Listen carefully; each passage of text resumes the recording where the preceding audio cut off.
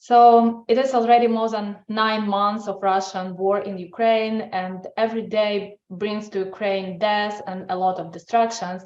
And I continue to study the impact of the war, and today I will provide another updates on Ukrainian losses, harvest and sowing campaign, difficulties that Ukrainian farmers are facing, and agricultural export dynamics, as well as few words about European export-import trends. Ukrainians are doing incredible work, fighting devotedly for our independence. And I'm very proud that yesterday Time magazine has named Ukrainian President Zelensky and the Spirit of Ukraine as its 2022 Person of the Year. Despite the positive dynamics in the nature of the hostilities in Ukraine, it is increasingly clear that the war of liberation will be long and will bring many victims, losses, and destructions. And it is necessary to soberly realize that the country will need decades to rebuild the destroyed cities and villages. Ukrainian fields will be unsuitable for agricultural work for many years to come due to the remain of shells and mines. Numerous industrial facilities, including those that determine the structure of the national economy, will not be able to be restored and produce products. And millions of displaced people will not return to their homes and possibly to the country at all. 400 missiles and 100 of kamikaze drones had been directed from Russia to affect Ukrainian civil infrastructure since October 10. As a result, 50% of our energy system is destroyed. It creates new challenges for residents and producers. There is an interruption of the production process, water supply, heating. After complete blackout, Ukraine restored electricity delivering for 80% in average within the country. It is still 20% shortage of power necessity. However, there are differences across regions. The highest shortage is in Kiev, in Vinnytsia, where I'm from, Lviv, Ternopil. Kherson region is not connected to energy system at all due to constant hostilities. The amount of direct damages to Ukraine agro-industrial complex is $6.9 billion. This includes damages of land, agricultural machinery, storage facilities, livestock and beekeeping, damage of perennial crops, damaged and lost inputs, grain and oil seeds.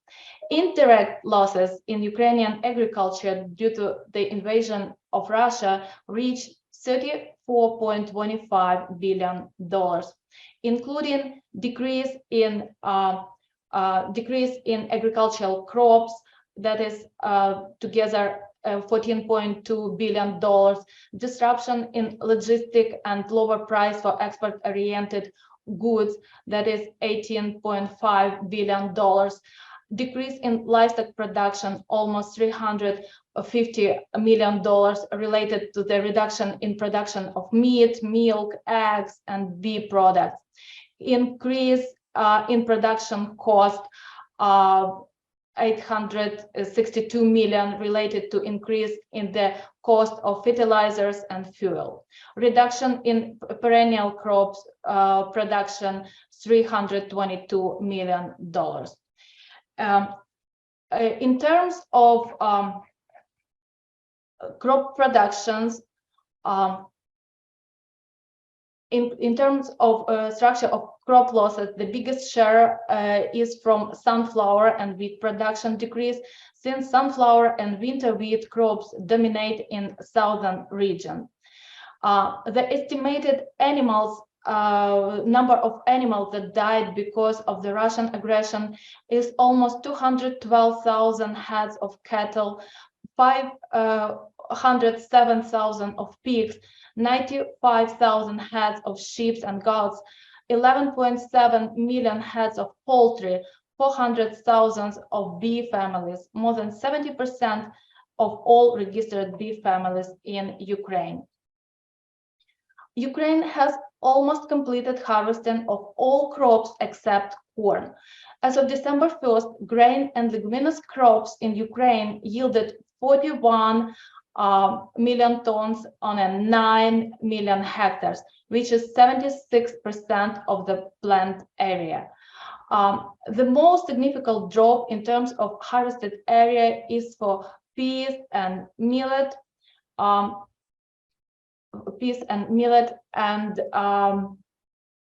that is 63% and 55% accordingly.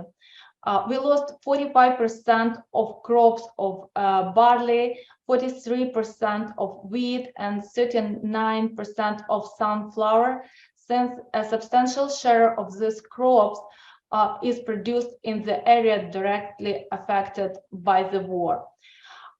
Compared to the baseline line scenario, a relatively less decrease is accepted for corn, around 18.3%. This is mainly because the corn belt in Ukraine is located in a center of the country, above the occupied south and below the liberated north of Ukraine. However, the production losses for corn could be higher due to farmers' potential inability or unwillingness to collect the harvest. 40% of corn area have not been harvested during the normal time frame before December. At this stage, around 10% of planted corn areas might not be harvested, as farmers are facing both shortage of funds for fuel and available storages. An additional factor impacting a farmer's decision to harvest is a ratio between the farm gate price, which is tied to a functional logistic for grain, and the price of natural gas routinely used to dry up grains. Under some circumstances, it makes no economic sense for farmers to harvest grain. The average yield of crops, as for reported date, was 4.51 metric tons per hectare. That is 18% less than in previous year. And unfortunately, the highest drop is in corn yields, 23%, and for sunflower, 14%. Compared to the previous year, in 2022, we harvested 13.5 million less of wheat, 7.3 million tons less of sunflower, 4.3 million tons less of barley, and we expect 16 million tons drop in corn production. The NASA harvest team, according to the sensing data, calculated that farmers in Ukraine harvested 26.6 million tons of wheat in 2022, several million tons higher than expected. However, Ukraine doesn't have access to 22% of that wheat in southeastern part of the country due to the war. The analysis showed that 5.8 million tons of wheat was harvested from areas that were not under Ukrainian control. This explained that the announced by Russia growth of the wheat harvest to 105 million tons and represent a loss of at least $1 billion for Ukraine. NASA harvest analysis indicates that 94% of winter crop was harvested, but including 88% of winter crop in areas not controlled by Ukraine, while unharvested areas were mainly along the front line. Even with a significant reduction in yield, many farmers experience a shortage of storage capacities. More than 15% of granaries in Ukraine have been destroyed since the beginning of the Russian invasion. Many grain storage facilities remain in a temporary occupied areas of Donetsk, Lugansk, Zaporizhia, and Kherson region, and some of the facilities located in the frontline territories and cannot be used. According to the results of the survey by APK Inform, which was conducted among farmers in relatively safe regions, 22% of respondents faced a shortage of grain storage facilities. Agricultural producers in certain regions such as Poltava, Dnipropetrovsk, Kirovohrad, and some other experienced the greatest shortage of capacity. 34% of farmers in Chernivtsi region, which borders with Romania, also face a lack of storage capacities. Those egg producers who do not feel a lack of granaries, that is 78%, state that they grow agricultural crops for their own consumption to feed agricultural animals, have their own processing plants, or are part of the holdings that provide them with everything they need, have purchased sleeves for grain storage in advance, or they are selling the harvest crop directly from the field. I really appreciate that the United States and international community stand side by side with Ukrainian farmers in providing additional capacities for grain storage. With the use of charitable financial contributions from Canada, Japan, FAO provided part of this need in an amount of 6.2 million tons. In turn, the project Agri-Ukraine, created by USAID, covers a share of 1.7 million tons. 6.4 million tons is provided by Ukrainian agricultural producers.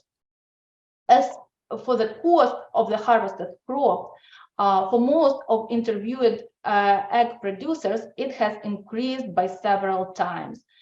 The production cost increased up to 30% for less than 3% of farmers due to the last year's stocks remained of resources.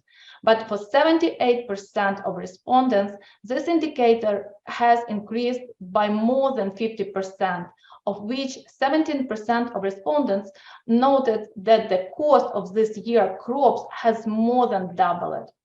Also, according to the survey, 69% of respondents have difficulties with the sale of the harvested crop, especially in small farms. Many agricultural producers complain about the low demand prices, which barely covers the cost of the grown grain, and sometimes are even lower than its production cost, as well as the lack of sales market due to the shutdown of most Ukrainian seaports and the increase in logistic prices. Farmers of Ternopil, Khmelnytsky, Kirovohrad, and Kyiv region have the hardest time finding buyers. In contrast to the first months of large-scale war, 66% of respondents do not have now any difficulties in finding transport for the shipment of agricultural products. The majority of farmers sell crops directly from fields, and those agricultural producers who are engaged in delivery independently know that there is no shortage of transport supply. The issue is in the logistics price, which has increased significantly because of the fuel prices rising. For 93% of farmers, the cost of delivery during the war compared to the pre-war period increased by more than 50%, of which 47% of respondents noted that the cost of transportation had more than doubled. 23% exactly twice, 12% by 3 or more times.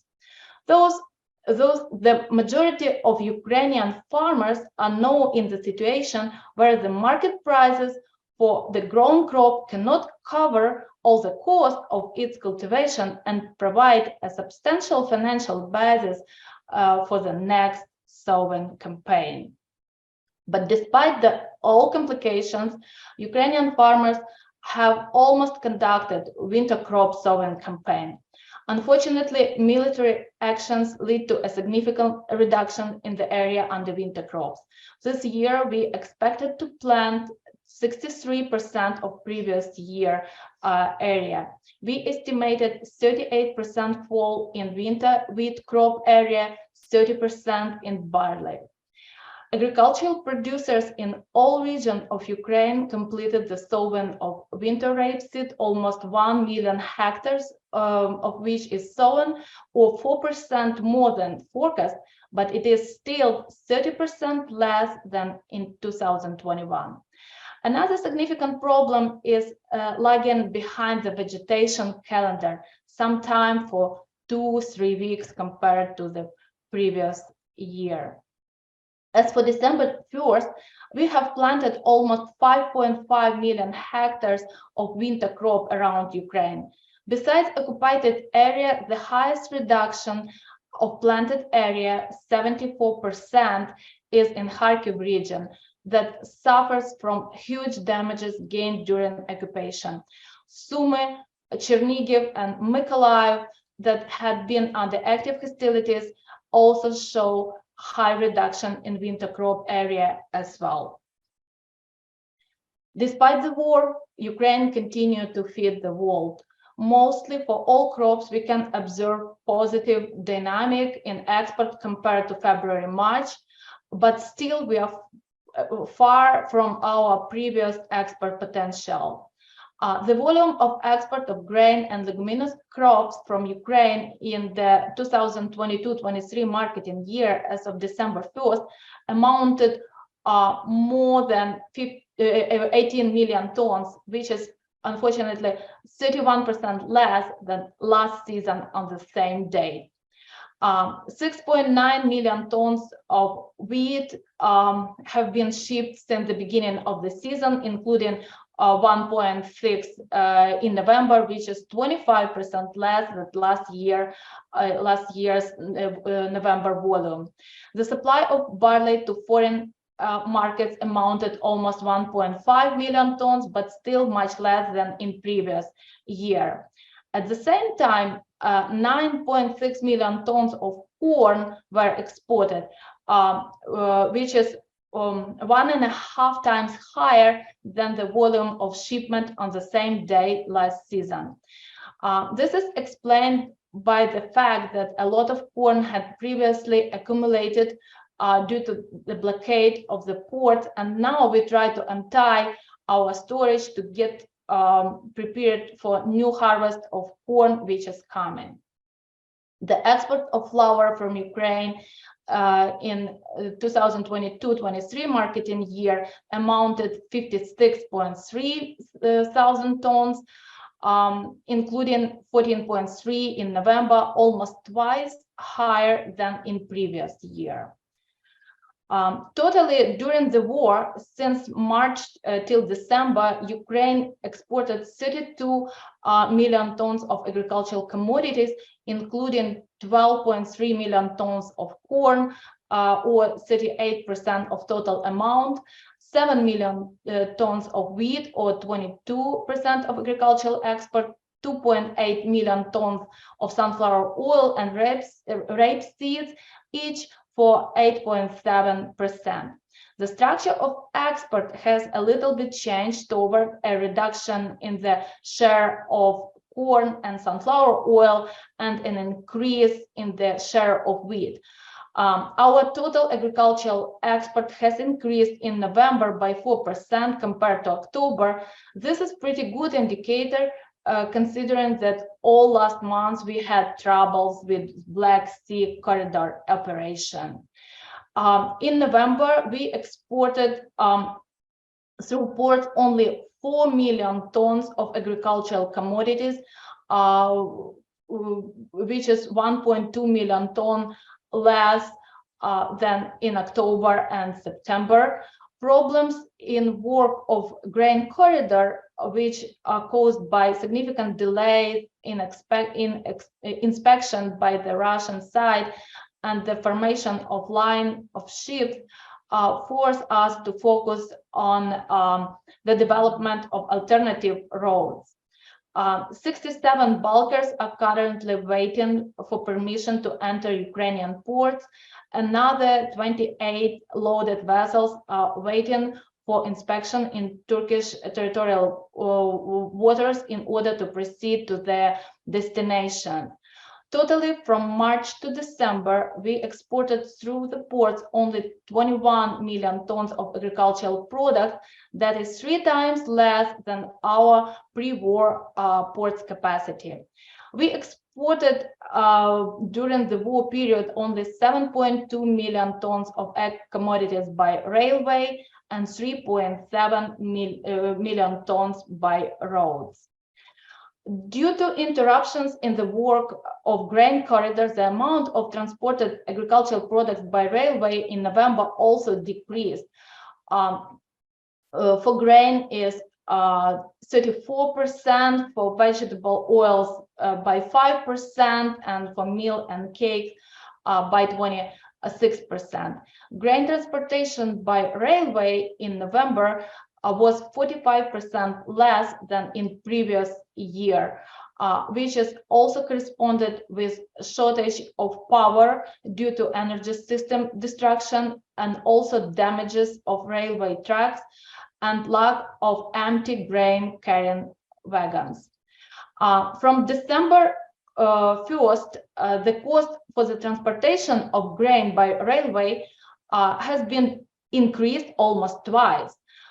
This growth was caused by an increase the actual rate for using grain wagon by 53% from $65 per day to the maximum level of $100 per day, and a 45% decrease in grain transportation speed. The accumulation of wagons at the western crossing continues, which reduced the overall speed of transportation. Unfortunately, the additional earnings for Ukrainian railway are corresponding additional loss for grain producers. Geographical structure of Ukrainian grain export has been changed. From the beginning of 2022-23 marketing year, Indonesia reduced Ukrainian export of wheat by 16 times, Egypt by 10 times. Instead, Romania, Turkey, and Spain became larger importers of Ukrainian wheat. In a corn market, significant drop in Chinese import from Ukraine, but increase again in Romania, Spain, Turkey, Italy, Poland, Hungary import. The same is on a barley market. China resigned Ukrainian import by 20 times. In sunflower oil market, EU and India traditionally the largest importers of Ukrainian oil. The extension of Black Sea Grain Initiative gave Ukraine and the world hope for increasing the export of the critically needed amount of grain to import-dependent countries. But as I said, it slowed down during last month.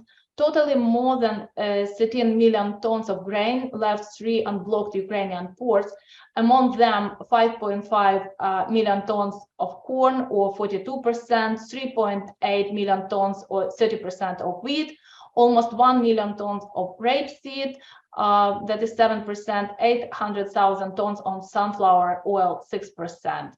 Mostly the port of Chernomorsk is in usage. 40% of cargoes goes from this port. Then Odessa, 31%, and Pivdenny, which is the biggest one, but only 27% in use. Our next goal is unblocking of Mykolaiv port due to liberation of connected Kherson region. In terms of quantity of voyages to delivery destinations, Turkey has got the most, 158 or 27% of all cargoes. Spain, 87 voyages or 15%, Italy 70 or 12%, China 37 or 6%. But in term of tonnage, Spain received the most of grain, almost 2.5 million metric tons. Then China, 1.74 million tons, Turkey 1.71 million tons, and then Italy 1.2 million tons. Totally, 11.5% of Ukrainian grain delivered to African countries, 44% to Asia, 2.5% to Eastern Europe, and 42% to Western Europe. Here is the latest balance of supply and demand of grain and legumes in Ukraine. Domestic consumption is forecast to decline in this marketing year. These estimates consider lower population, predominantly based on the number of refugees that have left the country since the beginning of the war. Further consumption is estimated to decline as well with the less animal production.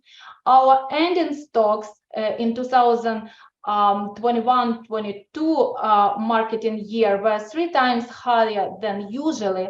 So we believe under an optimistic scenario, if we will keep increasing our export capacity, by the end of 2022-23 marketing year, our ending stocks will decline twice. But if ports will remain blocked and grain initiative will not be extended, it will grow by 64%. A few words about prices in the grain market. They constantly decrease. During last month, new harvest arrived and current supply exceeds demand, especially in Ukraine, where ports terminals are full of grain. Last week, the average price for Ukrainian wheat was $315, while for Americans $327 per ton. The greatest decline is for Ukrainian corn price. Last week, it was $265 in average per ton. Uncertainty regarding the operation of safe export corridor from the seaports of Ukraine increased the attractiveness of European grain for importers. France maintained a high rate of wheat export outside the US. So since the beginning of 2002-2003 marketing year, European countries shipped around 14 million tons of wheat, which is ahead of the average of the last 3 years. However, the potential for corn production and export remains low due to the prolonged drought, reduction of the planned harvest area, as part of the grain crop is harvested as green corn for feed or silage. Experts of European Commission expect the total harvest of European corn in 2022-23 marketing year at the lowest level in the last 15 years. They expect 54.9 million tons.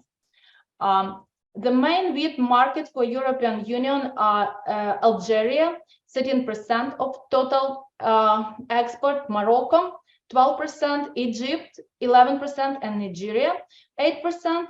For corn, Great Britain, Switzerland, Korea, and Turkey, but we can observe significant drop this year compared to the previous. On barley market, there is a supply reduction to China. EU countries remain active importers of oil crops and sunflower oil. This year, rapeseed import exceed the indicators of the previous year.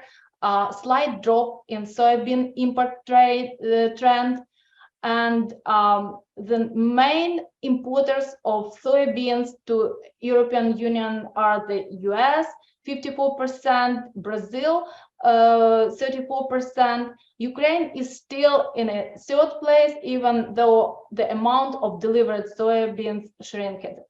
On a sunflower oil EU market, Ukraine is traditionally first. 90% of the commodity came from Ukraine. So we hope to keep leading position in the world sunflower oil market for the next year. So thank you very much. That is what I wanted to tell today. And if you have any questions, I'm happy to answer.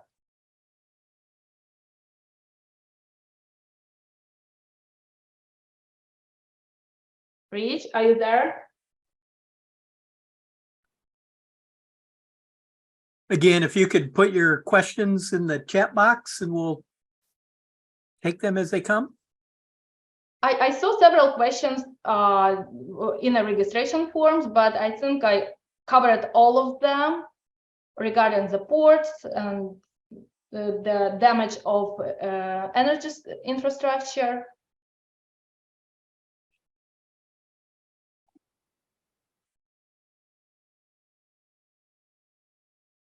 I'll maybe ask one. Okay. Maybe prime the pump on questions, but in terms of looking at 2023, does 2023 look more optimistic or less optimistic than 2022? I would say it looks less optimistic than the current year because of existing inputs.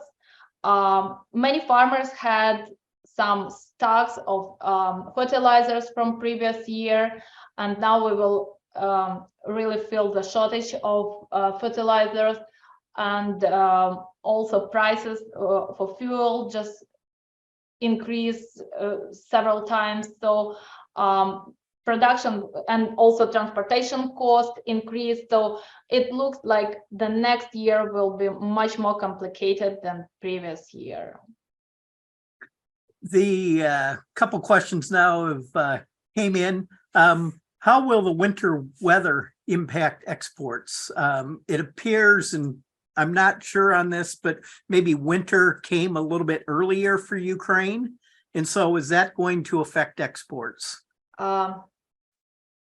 It's probably not because of winter came earlier or later. We are used to have hard winters compared to Kansas, for example. But as our energy system destroyed, so it creates another problems that, for example, we cannot produce enough, like to process, for example, sunflower seeds, right? And it means because of shortage of energy, we will not able to export more. But in terms of logistics, it doesn't make much, a lot of problems. It's usually for us to clean roads. Roads are destroyed, that is a problem. So, and we need to have enough people and equipment to clean the roads, to use them. But in general, I don't see just tight relations of winter weather to export, just through other. So it's more of an energy issue. Yes. The next question from Don Clifton.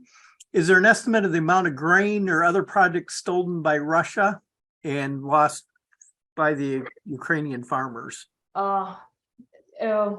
As I mentioned, Ukraine reported more than 105 million metric tons of wheat and 155 million tons of grain in general that they produced this year, and their average for wheat that was 75 million tons, and even USAID forecast is just 91 million tons. So if go from 91 to 105, right, at least those that amount, the difference could be stolen. And at least talking about NASA survey and their sensing data, at around 6 million metric tons has been harvested on a territory that occupied it. It means that Russia got that grain, and plus the grain that been stolen from storages from the previous harvest. So it could be much more than 6 million metric tons. Okay, thank you. There's another question from Pierre. He said, thank you for the presentation. And then you made reference to drought conditions affecting corn production in 2022. Are these drought conditions still continuing, or what is the forecast for drought conditions into 2023? it doesn't continue because it's winter now, so it's pretty wet in Europe. Yeah, but I cannot answer what would be expectation for next year. It's too early to say. Unfortunately, I'm not an expert in weather conditions. But moisture is getting back to a normal winter moisture pattern. If we will have enough snow, it will back to normal. So because usually during the winter we have a lot of snow, and then the snow will melt, so it could come back to normal.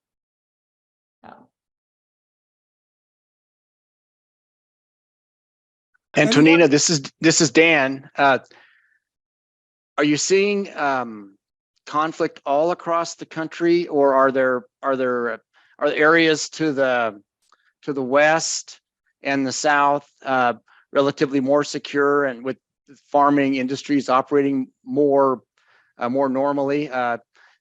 So I'm wondering, there was a time earlier on the conflict when I had thought that the attacking forces were trying to create havoc all over the country, but has that subsided some? Of course, the territories that more close to active hostilities, right, are less secure, but I would say that there is no completely secure place in Ukraine anymore, because you never know where the next missile will land. But of course, the damage of soil in areas that been occupied is worse, and it's not so suitable for agricultural production. But in terms of damage of infrastructure, like in my region, which is in central part, we have such big damage of energy system that it creates another problems, and also storage capacities. Like all ports just full of grain now, and it's moving slowly from the ports, and also many granaries more close to the border are full of grain, because people wanted to move it, to European directions, and now those farmers are feeling hard time to find storage capacity. So it depends, there is no really safe place. Each region has some kind of problems related to the war. Okay, thank you.